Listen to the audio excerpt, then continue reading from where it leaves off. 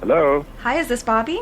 It is. All right, well, let me do the official introduction. Ladies and gentlemen, we are very excited to welcome our next guest this evening. He is the very talented singer-songwriter, the amazing Bobby Hart. We're very excited to welcome him. You're on the air live with Terry and Tiffany. Welcome. Hey, Tiffany, how you doing? I'm good. How are you?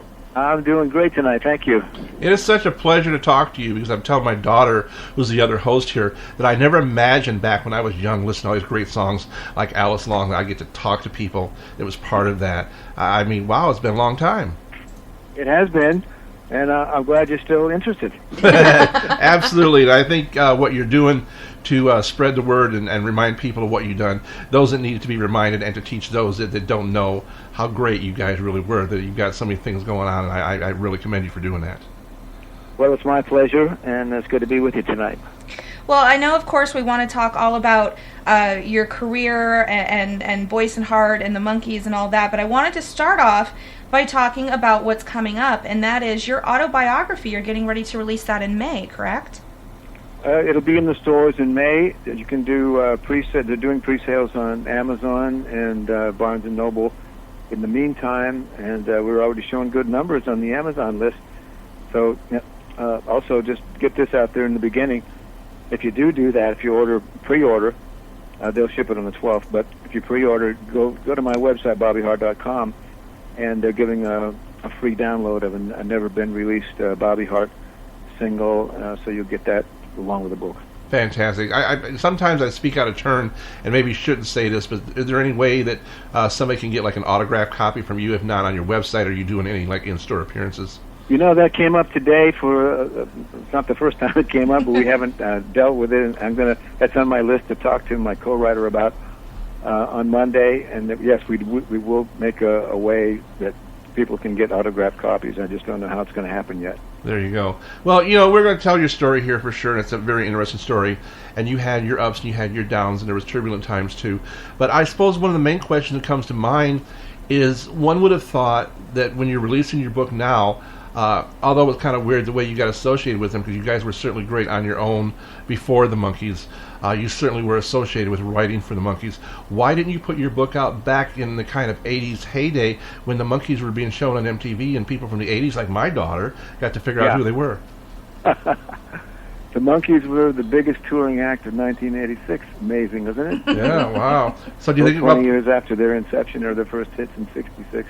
Right. So thanks for discovering them on MTV or wherever you found them. Yes. So I was wondering though, but why did you put a book out now? Did you consider putting it out back then when everybody? I didn't have the time then. I was staying active in the music business through the 80s and into the 90s, and it was only after I was able to kick back a little bit that I started thinking, well, I'd like to tell some of my stories. I'd like to share some of the success secrets that. Maybe not secrets for others, but for me, when finding out certain things helped me achieve what I achieved, and I'd like to share some of that. So I became into introspection mode, later in life. And it's taken me a long time to do this. I finally hooked up about 6 years ago with my co-writer, Glenn Ballantyne, and because I had done it, I've done a couple of versions that I wasn't happy with, and I was talking to him. He owns a media company and a PR company, and he writes speeches for governors and does media campaigns for big corporations. But I'd never thought of him as a co-writer, and I was asking him about co-writers, and he set me up with a couple people that didn't work out. Finally said, I can do this probably with you if you want me to. So it was the perfect fit, and he's made the book so much better than would have been without him. Well, we had a chance to have Bill Medley on from the Righteous Brothers. And those that are duos that had an unfortunate thing, like what happened when your partner passed Tommy, away, yeah. when unfortunately I guess he committed suicide. What kind of thinking goes into your mind when you decided you're going to put out a book now, and how you would handle that or deal with that in knowing that I'm sure that he was as beloved by the fans, and I'm sure you guys had a great friendship too. I'm not sure. Yeah, are you asking about when we lost Tommy, or are you asking still about the book? I'm sorry. I'm asking when you lost Tommy and you were thinking about writing a book after that. Yeah, he he did the unthinkable, and it's a great loss for all of us.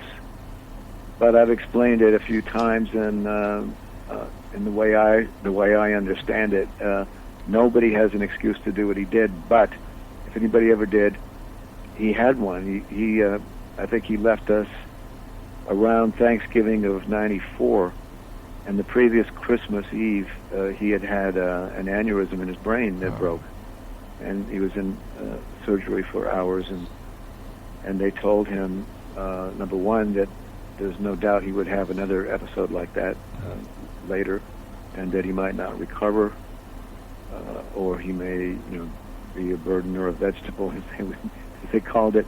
And the other thing was, after that, we talked a lot during that year, and he called me up the first time, and he said, "Hart, my brain exploded."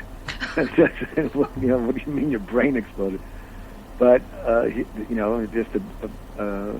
never regained his energy, and Tommy was always such a high energy guy that it was just not a way for him to live. He wasn't happy living that way, and thinking that if it's going to happen again, it could be worse. So he took matters in his own hands. You talk about not having the time until now to get your book out. Was there any pre-thoughts of doing a book before? Did you and your partner ever kind of talk about what we would do, or did he offer anything that you might have been able to use in the book now? From Tommy that he wanted to have in a book? No, Tommy, as you know, Tommy, you probably know, wrote a book. He wanted to write a book, and Tommy and I parted ways at the end of the '60s when he decided to quit the business at the height of our success, and he, the next time I saw him, we remained friends, but he didn't want to work anymore like that. So the next time I saw him, he handed me a business card that said, David Tucker, poet. So he changed his name as he did. He did it like 5 times. He changed his name in his lifetime. And he decided to become a poet. So he self-published a book of poetry. A few years later, he wanted to write a book, and he found a publisher, finally, who said, well, I will publish your book if this is the book that I want you to write, how to write a hit song and sell it. And if you can teach me how to write a hit song, I will publish your book. And that's what they did. He teamed up with the publisher, and they had a couple of country hits on the charts.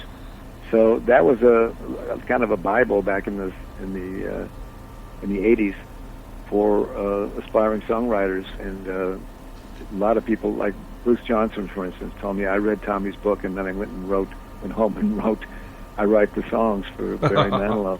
Wow. So yeah, so he was published, and even toward the end of his life he had written a manuscript called The Greatest Rock and Roll Stories Never Told. Wow. But Tommy has we all love storytelling, and we all know that when you're telling your story, it's okay to make it more colorful and to make it so you can smell the scenes and see the scenes. And Tommy would sometimes take that over the top. So after he passed, his widow Caroline showed me this manuscript, and I said, well, it might be entertaining, you might want to put it out, but I can tell you that most of it has nothing to do with reality. But he was bigger than life, and just God bless him, he was he's just full of energy. Well, let me kind of go back and talk about how your career started. I understand that after you left the Army is when you started becoming or trying to become a songwriter, and way before you coupled with Tommy, you actually had written like a composition for Tommy Sands, who was a big teen idol at the time, right? Yeah, what happened was I came here at 18 to make my fortune. I got dropped off by a buddy on the corner of Hollywood and Vine, and I enrolled in disc jockey school because all of my childhood, I knew that I wanted to do some. I love music, wanted to do something in music, but I was really painfully shy in the early days. So I always envisioned that I would be a disc jockey, and I could sit in a darkened room somewhere, and nobody would see me, but I could still be a star, right? Mm-hmm. Like you guys. so that's what I came here for. I did my 6 months of active duty in the reserve program, and then came over here on New Year's Day, 1958. And so I got a job printing record labels, and every day I would walk past down Vine Street. There was a small recording studio, and there was a marquee on the top that said, "Come in and see what your voice sounds like, $10." So I got my nerve up after a few weeks, and I went in and made a little demo, and I was hooked from then on. I was there every Saturday making music, and dropped out of disc jockey school, and I had a record deal within, I'd say, 4 months of hitting town. And I had a lot of record deals, and one bomb after the other. And I met Tommy. Within a year of coming to town. We were both 18. And he was doing the same thing I was, making his own bombs and just learning the craft and trying to get better. And we started hanging out, and became buddies, and we started helping each other with our songs. I would help him finish his, he'd help him finish mine, but we wouldn't take writer's credit. And then he got a break to go to New York and worked for a publisher back there. And finally, 6 years in, I got a break to go back there, and that's where we had our first hits. You know, I was kind of joking here, saying it's certainly not your music, but the way you two look kind of reminded me of Jan and Dean. I never realized until I'm looking at my notes here that much like Jan Berry, you were involved in a pretty fatal car accident with Tommy. Well, it wasn't fatal. There was if you're referring to the one I'm thinking of, just before Tommy moved to New York, our friend Curtis Lee, who had just gotten signed to this New York label, was doing a big show in Long Beach, and Tommy borrowed his dad's car, and we went out to watch cheer our buddy on. On the way back, a drunk driver came over the meridian of the freeway and hit us head on, and spun us around a bunch of times, but we walked away from it, and Tommy left a couple of weeks later with a neck brace, but he got his break to go to New York. Now, I think it's interesting, and maybe you can talk about how you feel about this, but of course, there was the Boyce and Hart songs that you guys sang and released on your own, and then of course everybody remembers you guys for writing so many of the songs that became hits with the Monkees. But before you had written so many of the songs that became hits with the Monkees, you guys had written a lot of hits that became popular with other artists, including Chubby Checker, Jay and the Americans, and I believe also Paul Revere and the Raiders. Do you ever feel, how do you feel about the fact that people focus more so on the Monkees than all the other stuff that you guys have done? Well, especially, I think you guys got a bad break, and people didn't really think of you more as songwriters, because like you guys had hits for other people, that songs that became hits for other people right away. Yeah. That's the way it is, isn't it, in the show business? How many movies and television shows was Leonard Nimoy in? Right. But he'll always be remembered as Spock, right? Exactly. That's just, when you reach that kind of phenomenal success and everything clicks and it's just a worldwide phenomenon, well, you're always going to be remembered for that, and that's kind of the impetus for writing the book, and also the impetus for a couple of filmmakers who a year and a half ago came to me and said, we want to do a documentary about Boyce and Hart, tell these stories that people don't know beyond the Monkees. So that was kind of serendipitous, because they didn't know I was writing a book, and I didn't know that their movie would get finished about the same time as book would come. I didn't even know if my book would get sold, so that's kind of coming together in a way that nobody could have planned except God. I think you guys too are unique in the fact that a lot of duos also wrote songs and stuff, but you guys equally had hits on your own. Your song "Hurt So Bad" for Teddy Rodanzo, my God, if there's anything that describes what it feels like, that you nailed it on that song, and that was a great song. It was. I always liked that song, and one of the big reasons, of course, is that it went top 10 3 different times in 3 different decades by 3 different artists. And the first one, and you just mentioned Bill Anthony and the Imperials, 1965. I was a background singer for Teddy Randazzo, and we were playing clubs around the world, but mostly the Vegas circuit. And we would be there 12 weeks on, 12 weeks off. In between, I would go and play small clubs in L.A. or back to New York and write with Tommy. And one night, Teddy had produced a couple of big hits for Little Anthony. The first one was I'm on the Outside Looking In, and then, of course, Going Out of My Head, which was giant. So he called a group meeting one night. He said, I got to fly on our day off. I'm going to fly back to New York because we don't have the next single for Anthony. So let's go upstairs and write a hit for Anthony. So the only three that were available was another one of the singers, Teddy and Bobby Weinstein, and I went up, found an empty banquet room with a piano in it, and in the break between our sessions, we wrote Hurt So Bad. I just think it's so impressive. I don't want to make you embarrassed here, but I really do.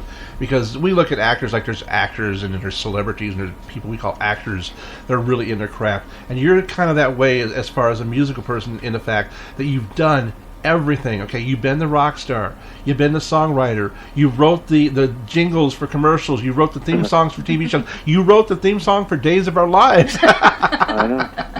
So, well, after we had the hits, a couple of hits or 3 hits in New York, we started to get noticed a little bit, and we got signed by Screen Gems Columbia Music, which was it was Nevins Kirshner Music, the biggest music publisher of the time. Right. They had all the big, they had Goffin and King and Man and Weil and all the big teams, and they wanted to sign Tommy and I, but they wanted us to come to their new West Coast office. So they sent us back to Hollywood, and we didn't know what a big break that was. We knew it was a big break because it was a big publisher, but we didn't know that the fact that they'd be sending us out for all these television and movie projects, we were just chasing the next hit record. That's all we knew. We're trying to write the next hit song. But over the years, it turns out that the music that we made that was married to something visual, that's the stuff that's still out there and still playing somewhere.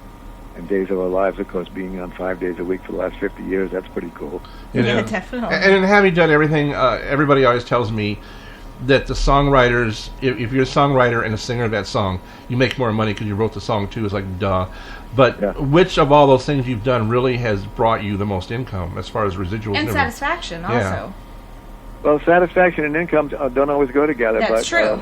You can't buy satisfaction. It's a whole different it's a whole different thing in life, and I could talk more about that because over the years, I'll answer your question first. It was probably Days of Our Lives because it's you get paid for that every time it's played 5 days a week, and it's gone on, like I said, all these years. And that's been much more enduring than some of the songs that we wrote in the 60s that now get played on oldies radio, but a lot of kids are discovering them because we see them at the Monkee concerts and at the personal appearances I'm starting to do now. But when we're talking about satisfaction, after a while you reach a place where you see that all of the trappings of being the Hollywood star and having the Playboy playmate for your girlfriend and living the life of a rock guy, that wasn't as fulfilling as you might think it would be after you've lived it a little while, and you start looking for something a little deeper in life. And that's a largely about, my book is about all the music stuff and all the stories, but it's also about my spiritual journey and how I came to find meditation and other techniques that have made me a lot farther down the road on my satisfaction scale. I was going to say, just talking to you, I can just sense a deep spirituality in you for sure. Definitely. Yes. Thank you. Well, that's the best compliment you've given me so far. Well, I have to take this opportunity to mention one of the questions that I got. We just got emailed from one of our listeners, whose name is Steve Rattay, and he wanted us to pose this question to you, and if you want to talk about it, that's fine. If you don't, that's fine as well. But he said that he wanted to ask you, if he could, what it was like dating and living with the late Claudia Jennings, and of course the Playboy playmate, and also how you got involved and why you got involved in writing some of the songs that you wrote for the drive-in classic Truck Stop Women.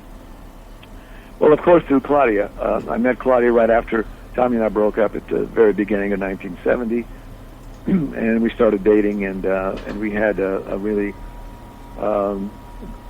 great association for about 5 years. Although if you took out all the times when she was on the road, on the location doing a movie, and all the times I was on the road doing concerts, it probably boils down to more like a year and a half. But we had a great run and a great time, and that was kind of the years I was just talking about, where we'd be at the premieres and a great looking gal on my arm, and so that's the kind of stuff that kind of wore thin quickly, not that quickly, but over the 5-year period, and I started reading more spiritual books and getting more into meditation, and she was not interested in religion at all, so I started to make a little split there. But it was a great run while we did it, and of course it was because of her that I did those movie the songs and the scoring that I did, because a lot of those movies were low budget, and they would come to me often, and knowing my association with Claudia, and ask me if I would do it. And she, of course, wanted the movie to be as good as possible, right. And she would ask me if I would do it. So I ended up doing Truck Stop Women and Unholy Rollers and a couple of the other movies that she did musically. We actually have a song from Unholy Rollers that is yours. We're going to be playing after you get off. Yeah, I never really thought about that. God, talk about you guys really did do everything. I mean, to even do music for B movies. I mean, a lot of artists that was a lot of artists that was well known as you would be like, really? People don't even know there's any music in those movies. And that's brave, man. It's brave. You've got kudos, let me tell you. Definitely. Well, if Claudia could learn how to drive an 18-wheeler, I could certainly rip off a truck driving song. Well, another thing I wanted to ask you, Bobby, was in regards to working with the Monkees. Now, the two questions that come to mind, I'm sure you've been asked until you're blue in the face, but for listeners who haven't heard you answer these questions, A, there's always been a lot of talk about whether Don Kirshner was easy or not to work with, and B, knowing that you and Tommy were involved so much in the music, how did that affect you guys when everybody came out with the controversy and tried to say that the Monkees didn't play and sing or play their own instruments? Because there was always two musical entities that Kirshner always made sure he let people know about. One was Neil Diamond, and the other's you guys. Mm-hmm. Yeah. Well, Kirshner was a great guy. He's the guy who signed us to Screen Gems Columbia Music, and that was a big break for us. He was in the New York office, the big boss. We were in the West Coast office, who was headed by Lester Sill. He was our champion. He was the guy who was sending us out for these wonderful opportunities. And luckily, we had paid our dues, and we were ready to hone to our craft enough that we could pull it off. The thing was, Donnie really wasn't interested in the Monkees project until it was sold. But we had worked for almost a year on it, when we had gone over and met with Bert Steiner and Bob Rafelson, the producers of the television show, right, before they started it, and told us what they wanted to do, and what the kind of music they needed for the pilot show and so on. And we convinced them that we were their guys, and not only wrote those songs, we were told that we would be producing their records. So we spent all that time getting ready, developing a sound, writing songs, deciding what the musical concept would be. Then when it sold, Donnie Kirshner flew out. Well, he hated to fly, so finally he flew out. And he sat us down and he said, you guys have had hits as songwriters, but not as record producers. So I can't let you do a job of this magnitude. We were pretty crestfallen for a couple of days, but as Tommy and I, as our normal personas were, we didn't let it get us down. We bounced back, and we continued to visualize what we wanted, which was to get our job back. And so after Donnie tried at least 3 other big production teams, hot ones of the day, he didn't like anything that he heard. And sometime in July, Tommy and I went into his office, and we said, here's the deal. Donnie, we're going to go in this little cheap recording studio, not even a recording studio, rehearsal studio, and I'm going to use my band, because I was playing nights in honky-tonks around L.A. with my group called the Candy Store Prophets. Mm-hmm. So we'll work these arrangements up. Come down, give us an hour, we'll play you 2 or 3 songs. If you like what you hear, give us our job back, If you don't, we won't bother you again. Well, he came down and he was blown away with what he heard, and we got our original job back, and we were allowed to do the first album. What happened after that, of course, with the Monkees getting so popular that they were able to get him fired and take control of their own songwriting and record producing. That turned out to be a blessing too for us, because then we could accept one of the offers we were getting to become artists on our own. I guess you just answered my question, because I was going to say that Don Kirshner would love telling people, always made sure he said, well, you know, the Monkees' sales of their records weren't quite as good after they got away from me. Right. Yeah. But also, it's true, and you know, you can see both sides. I know the guys well, the Monkees, and I know that of course you want to have control of the music you're making. Of course you want to be respected, and play and write and sing and produce. And they were trying right from the beginning, but they weren't hired to do that. Really, they were hired as 4 actors. 2 actors who had to learn how to become musicians, 2 musicians who had to learn how to become actors. Exactly. Mm-hmm. And so they tried their best and eventually proved everybody wrong and did learn how to play their instruments and did go on their own. But it's true that the quality of the music, of course, naturally slipped once the access to the top songwriting stables in the world was taken away, and it was just going to be them. You know, I wanted to find out too, and if you have any like real personal stories you can't tell, that's fine. It's quite obvious that you were friends with Mickey and Davey. We'll talk about that pairing together in a few minutes here. But, you know, the whole story, too, that comes out of that camp around Don Kirshner and everything was not only all the arguments and everything, but as you said, you hit it right on the head. The 2 that were really musicians, that thought of themselves as musicians, were Mike and Peter. Mm-hmm. Did they give you any trouble, or your partner? I mean, did they we were friends with all of them. It's just that we got to know Mickey and Davey because we could see that they were the ones that we were going to use for our lead singing on the records. And you know, Mickey just had this tremendous untapped potential to be one of the great vocalists of the 60s and beyond.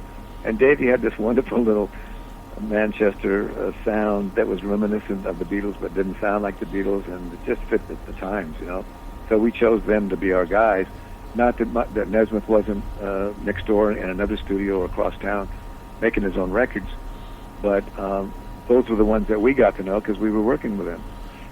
Well, I must say, Tommy Boyce and Bobby Hart must not have had an ego at all, because, of course, you kind of embraced this whole success you had with writing the best songs that they had. But to know that you joined a group, Dolans, Jones, Boyce, and Hart. And the funniest thing I ever saw, I got to tell you, is I saw one of your music videos, and you're on stage singing Last Train to Clarksville, and you 4 turn around, and you've all got T-shirts on, and it says Dolans, Jones, Boyce, and the back of your shirt says and Hart. That was hilarious. You know, we talked a minute ago about 1986 when they exploded again, and this was 1975 and 6. So this was 10 years after the start of the Monkees, and everybody got kind of gone their separate ways. And I have a friend named Christian DeWalden who was a music publisher and toured the world a lot. And he came back and gave me a call one day and said, "Well, we want to we want to book the Monkees in Thailand. Could you call Mickey up and see what the deal is?" So I called Mickey. He said, "Well, I know I do things with Davey now and then, but I have no idea where Peter is, and I know Mike doesn't want to do this anymore." So I let Christian know, and he said, "Well, then you and Tommy go out with the other 2." So the 4 of us got together, had such a good time at lunch that we said, "Well, sure, if the money is offered, we'll do that." So while we were waiting for the Southeast Asian tour, which took us all through, you know, not only Thailand, but Hong Kong and Singapore and Taipei and Malaysia and so on. So we started getting booked around the country in the U.S. As Mickey used to say, we played every amusement park known to man those 2 years. And the first place we went to, our first show was in Six Flags over Mid-America outside of St. Louis. And I believe it was 23,000 kids showed up. So we knew there was, 10 years later, there was an audience. It was an easy gig, of course, because we did Boyce and Hart songs, we did Monkee songs, we didn't have to rehearse. Mickey made some comic relief patter, and Davey made a couple of soft shoe things for us to learn, and it was just fun. Well, when I said you guys had no ego, did you ever worry? Because I'm kind of a corny guy, and I like to do things to promote and get people's attention, sometimes say things that are not true. I was like, okay, is it true that Boyce and Hart really became members of the Monkees? Were you ever worried about some dumbass like me actually, saying that? I think Davey and Mickey probably became members of Boyce and Hart. There you go. So did you? I like that. Thank you. Did you ever worry about? Did you ever Never worry? heard that one before. That's Yeah, there you go. Did you ever worry about that? It's very interesting because in your last question, you were asking about Nesmith and how we got along and so on. As I said, when we'd see each other, we were always friendly. But I would sometimes read Prince stories where he said that he didn't like any of the Monkee music, except he liked Clarksville. Yeah, he liked Clarksville. That was about the only one. And he was always kind of ashamed of it and all of that. But it was very interesting when filmmaker Rachel Lichtman was interviewing for the documentary that she just completed. She got not only Peter and Mickey, but she interviewed Mike on camera. Wow. Okay. And he said some of the nicest things about Boyce and Hart, and how his contention was always with the New York writers in the Donnie Kirshner camp. But since we were out here, he always saw us as part of the team, and we were as much a part of the group as they were. He felt so. He was very, very sweet, and like I said, we've been cordial with each other over the years. I'm going to tell you something, man. That was a surprise. You have no idea what a surprise, because I have talked to a lot of people, and like nobody likes Mike, and Mike don't like them, and to have him say that about you guys, that's incredible. Yeah. If you get a chance, go see it whenever it's streamed or on cable or whatever, maybe Netflix. It's called Tommy Boyce and Bobby Hart, the guys who wrote them. Mm-hmm. And you probably know where that phrase came from. Sure. That's how we build Dylan's, Jones, Boyce, and Hart. It was the guys who sang them and the guys who wrote them. And you know something? I have your album of Dylan's, Jones, Boyce, and Hart. It's a tongue twister. It's hard to say, isn't it? It is. It is. It's hard to say. Jones, when I hit Boyce, Jones, and I keep messing. But it is an incredible album. And first of all, I think it was great you didn't do any Boyce and Hart or any Monkees tunes. Basically, it was pretty much all original stuff, and great songs. Great songs. It was a good album, and what happened? We got signed by Al Corey, who was head of Capitol, and he was very hot on the project. But by the time we turned it in for release, I believe like a week before release, he absconded to run USO Records. And so with Al Corey gone, there was a hole there, and the new guy came in, and of course didn't know about this, and it never really got promoted. But a lot of people tell us they liked the cuts, a lot of the cuts on it. I would love today to see you and Mickey and Peter get together. Yeah, that would be fun. I don't think they need me. I don't think they'd sell an extra ticket if I came along. So they're out. They're headed to Canada next week, I think, for a couple or three appearances there, and they'll be doing some others over the summer. So it's strange how they had a love-hate relationship, all of them, and for years the three of them toured every summer. And then when Davey died, of course, and Mike came out of the shadows, and the three of them toured for a couple of years. And now Mike's off again doing something else. So it's Mickey and Peter, and they put on a great show. So I want to tell you for all the fans, it was a big thing here when Davey died, and we were fortunate enough to have him on the show, and he invited us out, and we saw him in Vegas. And the show that kept playing in my head was I Want to Be Free. Yeah. Because that really, really hit home, and I really feel that, he's free now, and that's a wonderful song. That really is. That's a great. I think that's probably one of my favorites. And that's a nice connection, because it was kind of his signature song in a way, and he sang it great, and we had done, I think, 2 or 3 different kinds of versions for the pilot show. It was a up-tempo version and so on, but when we decided to do the string quartet thing for the first album, I think that's the signature version, even though I love Andy Williams and a lot of the other versions. Sure. It'll always be Davey's song. And then on the other hand, I believe I'm not mistaken, you guys actually wrote the theme song to the Monkees. Now, the thing is, what would you? I mean, how would you do something like that? Did they like show you the pilot first? Here you got these 4 guys in the line. Here they come walking down the street. So how do you come up with something like that? What are you visualizing in your head? Well, that's what we were doing, actually. Well, I'll backtrack and say that they did give us some parameters that they wanted to do American Beatles on television. And they wanted, this was going to be the first time where there would be a show with 4 young guys like this without parental supervision. There was no, as Mickey used to say, it was, what was that show, My 3 Sons? Yes. Without the father. So, and there was long hairs, and long hair on guys on the television in 1966. That was unheard of. So they wanted to make sure that people were at ease with these funny-looking guys. So we knew a lot of the elements that we wanted to build into the lyric, and we were writing this lyric 6 to 8 months before the pilot. So we put in those lines like, we're too busy singing to put anybody down. We're not a threat to anybody. And that, so the way it was written, Tommy and I would often write at the beach or at the park or wherever in the sunshine. So we decided we'd walk down to a small park. It was a quarter mile down from where we were living in the Hollywood Hills. And we're just walking down that down incline on this winding mountain road. Tommy has got his guitar, and he starts singing, "Here we come." I start snapping my fingers and doing this hi-hat sound, and it just kind of fell in place. Walking down the street, because that's what we were doing. Wow. And then we addressed, the funny looks that the guys would be getting because of the way they. And the rest fell in place with, and then we of course ended up with a plug for for their concerts, because we knew that eventually they were going to go on the road.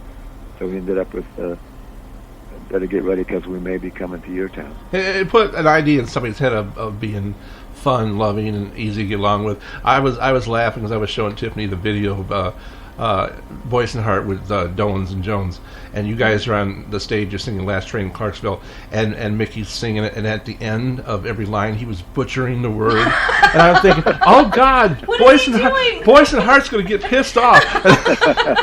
But you guys took it all in stride. Did you say anything to him, because he was just messing that song up?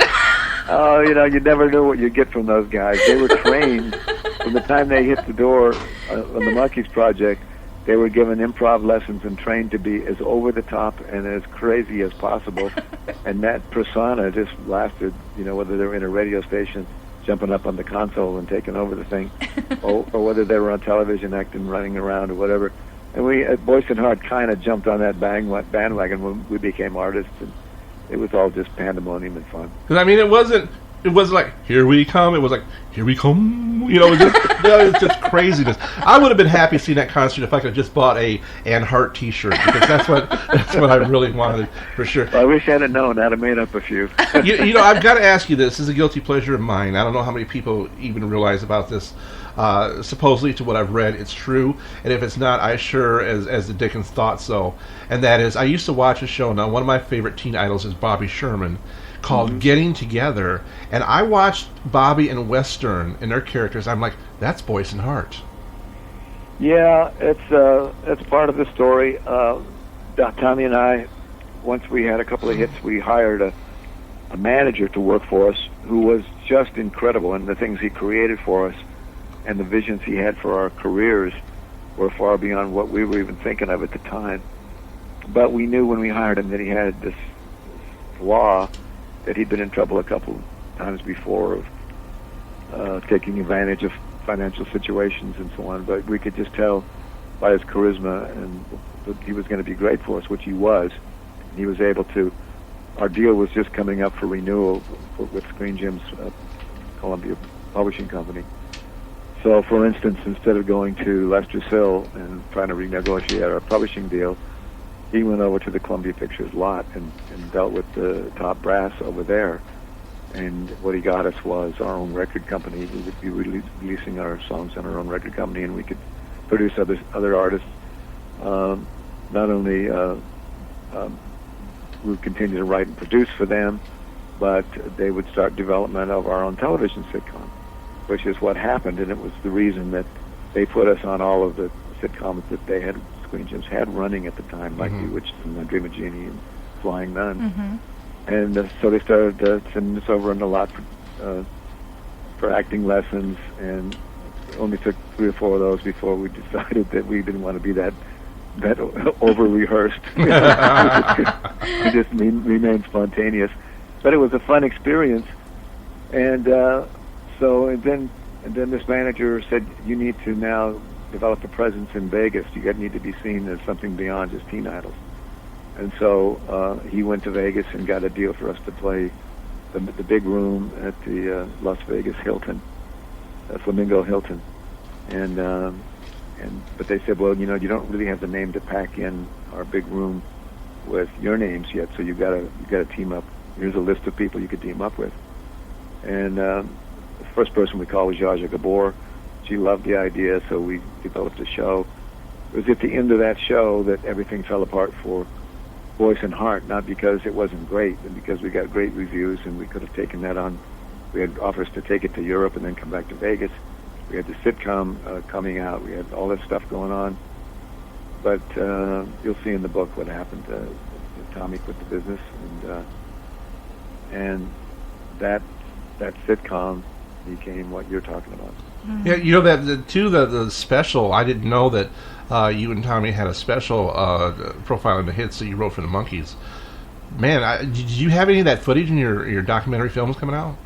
I'm not sure. Well, most of the good footage is there, along with a lot of my home movies, because I had a 16mm Beaulieu camera during those 60s times, so stuff that I never released to anybody before, so there's a lot of unseen stuff and a lot of clips.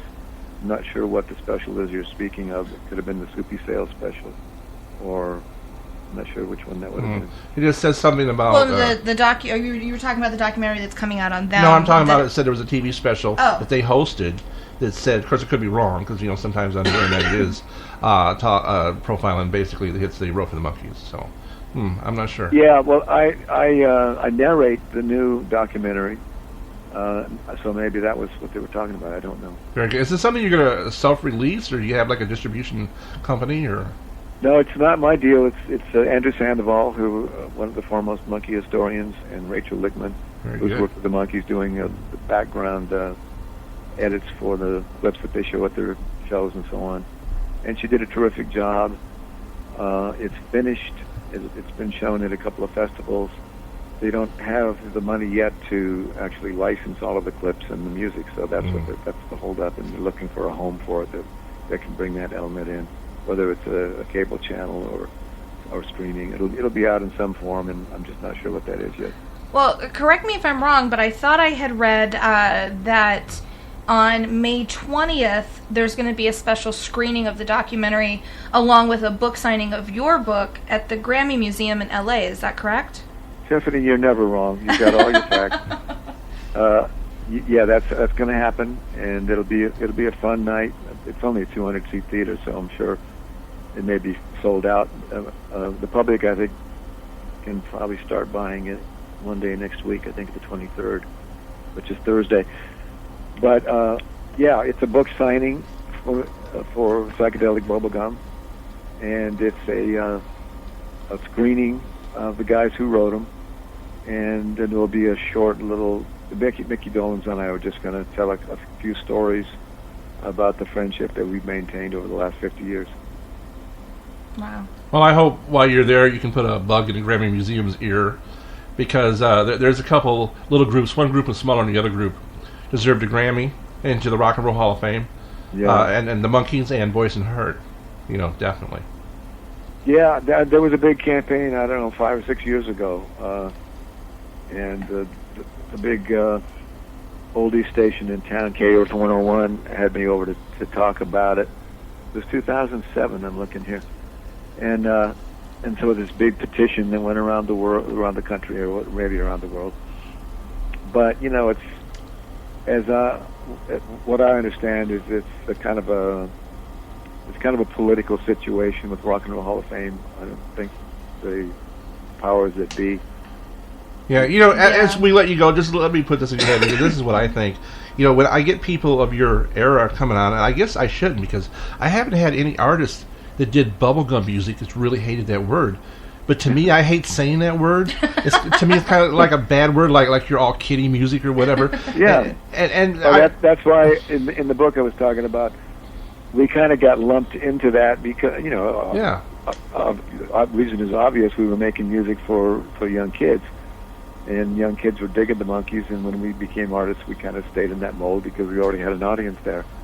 And when we came back to California to sign with Screen Gems, we were getting cuts by, the first half of the 60s was totally different music from the second half. The Beatles changed everything. And then when we got back to California, we were down on the Sunset Strip every night listening to the Doors and the Leaves and Arthur Lee and Love. And so we were hearing all this, what they were calling psychedelic music. Yeah. So we began to incorporate elements of Indian instruments and feedback guitars in our productions. And so I said in the book that probably a more accurate description of the music we were making when we came back to Hollywood would be psychedelic bubblegum. If you had to. There you go. There you go. Because, man, there was nothing worse. Like I was talking with the lead singer of the Royal Guardsmen, and they got lumped with all those Snoopy songs. And if it wasn't bad enough that their music was called all kiddie music or bubblegum, but their songs started appearing on kiddie records. So that had to be even worse. But you did everything, including we talking about kiddie stuff, and I'll let you go because there's so much more I want to talk to you, but I can't. You even contributed to Scooby-Doo and Josie the Pussycat, so I guess you don't mind kiddie stuff too much, huh? Well, when Tommy quit the business, I didn't want to, so I partnered up with Danny Jansen, and he'd had the Bobby Sherman hits, so we started writing, and it was just when the Partridge Family was coming on, and that would have been Boyce and Hart. Boyce and I would have been producing that if we had stayed with Screen Gems, but that all went by the wayside. So Wes Farrell came out and got that job. Yep.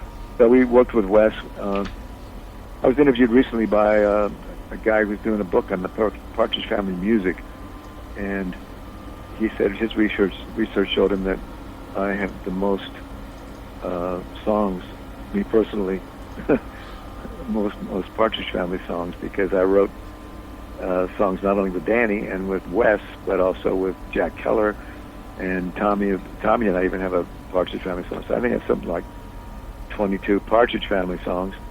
And Danny and I were really prolific for those 5 years before he went off to do real estate investment, and I joined Jones's Boyce and Hart. Mm-hmm.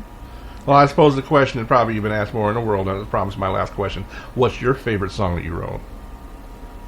It's you've heard this answer many times. It's like your kids, you can't pick one, but I do like I Want to Be Free. There's something about it.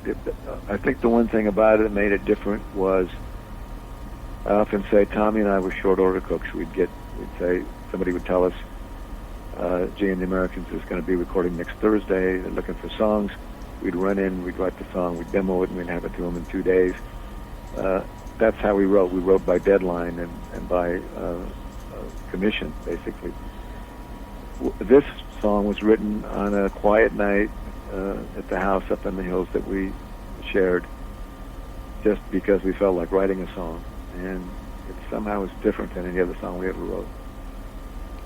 It really is. I'm serious. If you watch the Monkees episode where his profile, he'd gone through a breakup or something, or got mad with the rest of the boys and walked off, and he's riding on the beach with the horse, knowing now that he's gone. It sent a rift through me. It was really, really powerful. And I think if David want to be connected with one single song too, I think it kind of describes a lot of things. Like you get this pop music bubble world, but yet you also are yourself and you want to be free too, That's true. So, well, it's been great having you on. I'm telling you, when you do your appearance at the Grammy Museum, get some shirts that says Ann Hart, because there's going to be somebody like me that's going to see that video. It's going to be, I got to have one of those. Oh, that's great. Well, I'll definitely pass that along to my PR people next week. Absolutely. And we encourage all of our listeners, go to bobbyhart.com right now and pre-order your edition of Psychedelic Bubble Gum. It's coming out on May 12th. And also make sure to reserve your tickets for the screening and the book signing at the Grammy Museum in LA coming up on May 20th. Bobby, it's been so much fun having you on the show. Thank you so much for joining us. It's been my pleasure. It's been a lot of fun, and appreciate you guys being interested in these 50-year-old stories. Well, I'll tell you, the story never ends, and I don't want it to end. And I know you've done some solo work in the act in the past. Any chance of any new recordings from you? You know, the only new thing you could hear right now is that free download if you pre-order the book, and I think you'll enjoy it. It's a song from a musical play that I've written with two partners that's still in development, but it's kind of a different side of Bobby Hart singing, and I think you might enjoy it. Well, I'll tell you, I haven't heard the song. I'm definitely going to be getting it. Look forward to it. But when your call came through on the cell phone and my daughter played me the thing, I could not believe how well you sound. You sound just like the 60s, man. You haven't changed at all. Thank you. Yeah. All right. Thank you once again for being on the show, Bobby, and we hope you have a great rest of the weekend. All right. Same to you guys. Thanks right. so much. Bye-bye. Bye.